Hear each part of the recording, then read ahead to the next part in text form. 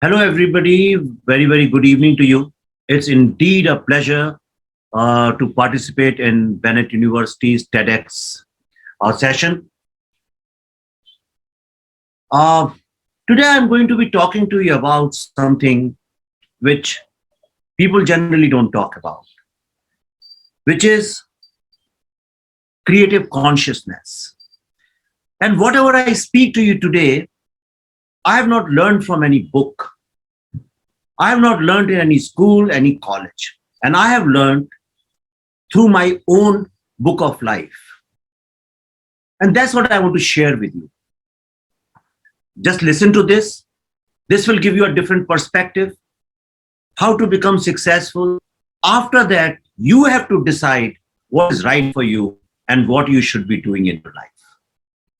And this journey started because I was giving, it was also TEDx at IIT Roorkee.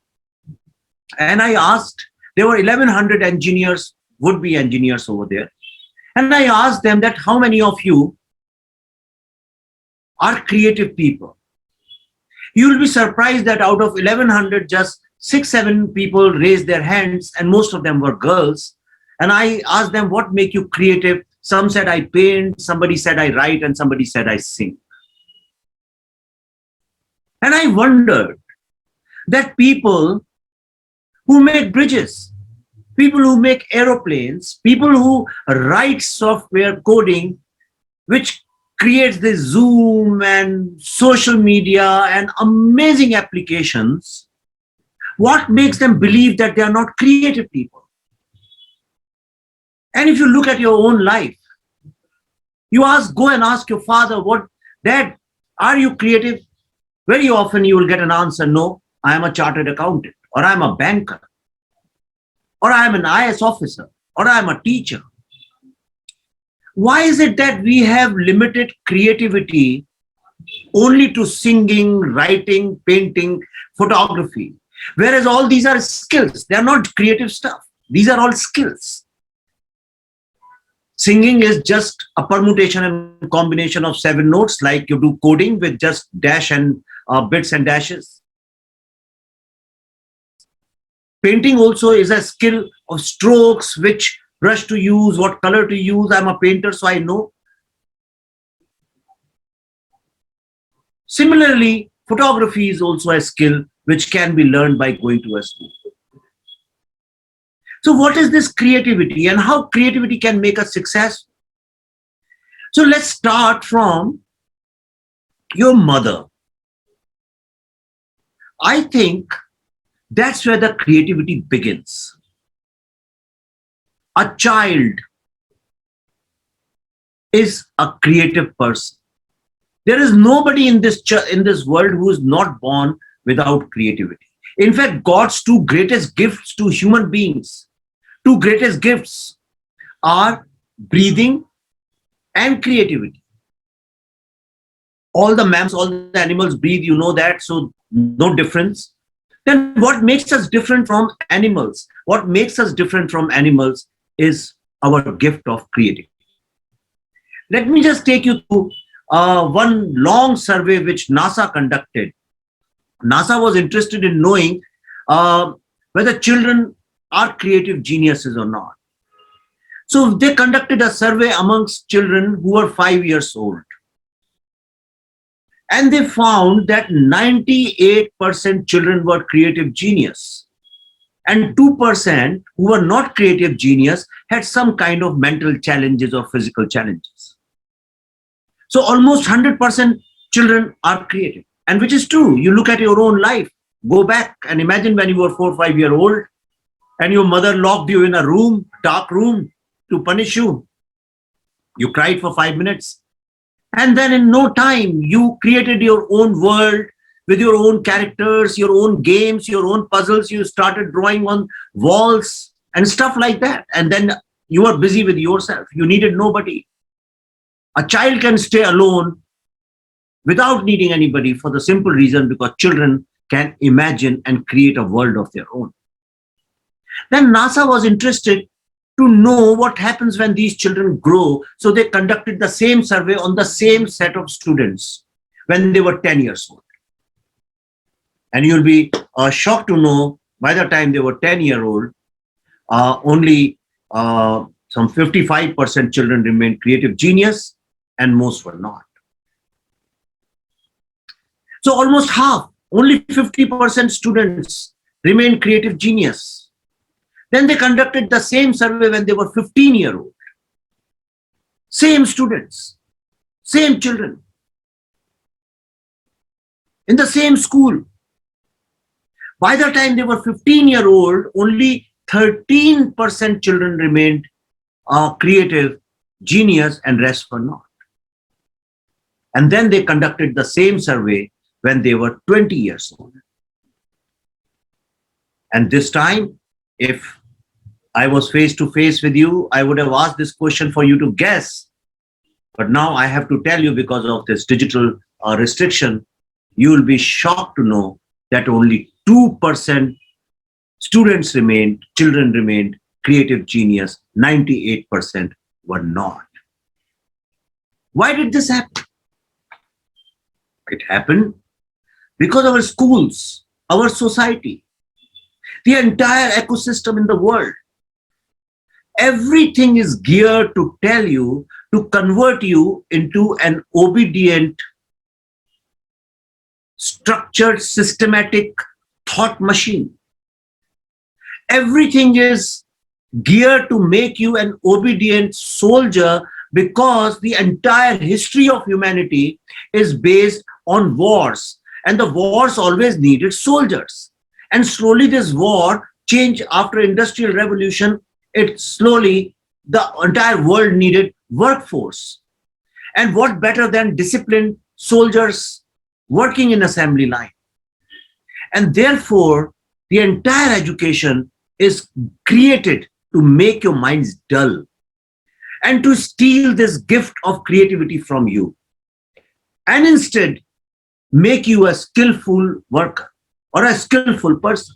Some people, like, some do mathematics, some do history, some do painting, some do singing, and they become creative people. Singing is not creative. Making bridges is. So the point I'm trying to make is that today we live in a mixed up world. Good carpenters, people who are supposed to be good carpenters, have become doctors. People who are supposed to be doctors have become musicians. People who are supposed to be musicians have become chartered accountants, because this choice is not given anywhere in the world to children to choose what they are good at, what they are born with. Nobody is allowed to pursue their own imagination. If you think you are doing what you want to do, please look at it again. Think about it again. You are not. You are doing where you got admission, where you were put in primary, then you graduated from there, and what you were told is the best thing for you to do. So from those limited options, you ended up becoming that. But the real success lies not in making some money and doing a great job and getting promotions and having a car and a house. The real success lies in leaving a legacy. And what is a legacy? Legacy is what you are meant to create, what you are good at. Okay, now imagine your closest friend or your mother or father or your brother or your sister.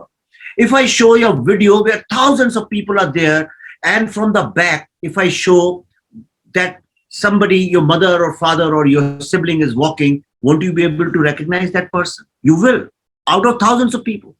And why 1,000? If I show you on a scale of 7.5 billion people who live on this earth, you will be able to recognize the person you know very well. You can recognize a person by voice. You can recognize a person by expressions, because everybody in this world is unique. There is no copy to any person. Even twins are not same. Why? Think sometimes why? Why the Creator has given us a unique expression through our body language, through our expressions, through our voice, and through our imagination. through our creativity, through our thoughts. But the entire system forces you to become a machine of impression. You are trained to impress others.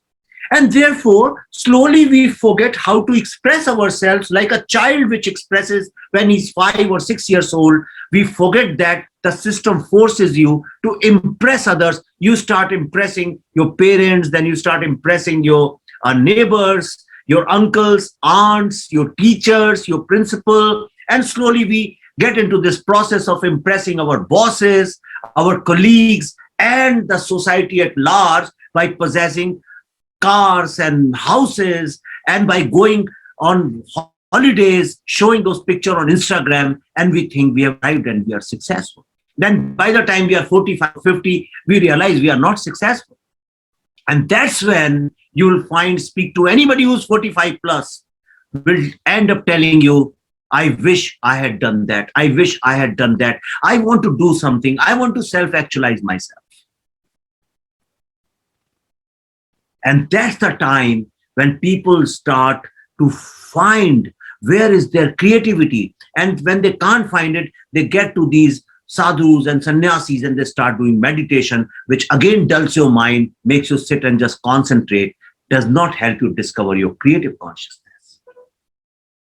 If you want to be successful in life, you have to be part of this one creative consciousness. And it is not a very difficult thing. Don't go by the word consciousness. What is consciousness? Consciousness is one chetna. Chetna means something which creates. So you're part, this entire world, if you see, the entire universe, the multiverse and cosmos. All the time something is getting created. In your body, new cells are getting created. In your mind, new thoughts are getting created. New information is getting created. There is not even a fraction of a second when trillions and trillions of things are not getting created all the time. All I am saying is become part of that. Be aware of that. The minute you are aware of all the creativity going around you, slowly you become part of that creative consciousness. And it simply means whoever you are, wherever you are, whatever you do it with full awareness. Absolute awareness, like a mother raises a child with complete awareness. A carpenter making a chair with full awareness is far better than somebody sitting in a dark room and meditating and focusing and running away from thoughts. The moment you become part of that creative consciousness where everything is getting created all the times without disturbing anybody, but quietly creating so that the life goes on, the moment you become part of that, you'll be successful. If you don't believe me, look at any successful person in this world. Not successful by money. Look at any successful person who has left his own expression in this world. Somebody who has left his original voice. Somebody who has left something which people remember even after hundreds of years. Look at any person like that and you will find that whatever they created, it was with complete awareness. Second thing, once you become part of creative consciousness, you will realize one more thing, and which I think is the most important thing to remember. Everybody tells you sky is the limit. It's a scam. It's a false theory. Sky is not the limit. You are the sky. You are the sky. You are everything, this cosmos, everything. Why is it happening? It's happening to give you life. When everything is happening for you, when somebody has so carefully stamped you with a unique expression, then you are the sky. You are the world. And that's why in Indian philosophy, they say, Tattvam Asi, thou art that, which means you are that. You are that creator which has created this entire world. And now quantum physics has also proved it. Science has proved that the energy in one subatomic particle is equal to the entire energy of the world, which means you have exactly the same energy and the power to create with the entire universe has. That is creative consciousness. And once you understand it, and once you start practicing, like when I'm talking to you right now, my body, every pore of my body is with full awareness is with you. Once you do that, you will find that success will come to you, because success is not a destination. Success is not a place where you reach. Success is not something which you achieve after graduating from Bennett University or any university and joining Google and Microsoft or some big companies. No. You are born with success. The reason that you are born, you have arrived on this earth with success because you have a gift of creativity. You are the sky. You are a unique creator. Therefore, express yourself and become part of this great one creative consciousness of this entire cosmos. And the success, like they see in Hindi films, और उसके बाद सफलता तुम्हारे कदम चूमेगी. Thank you and all the best.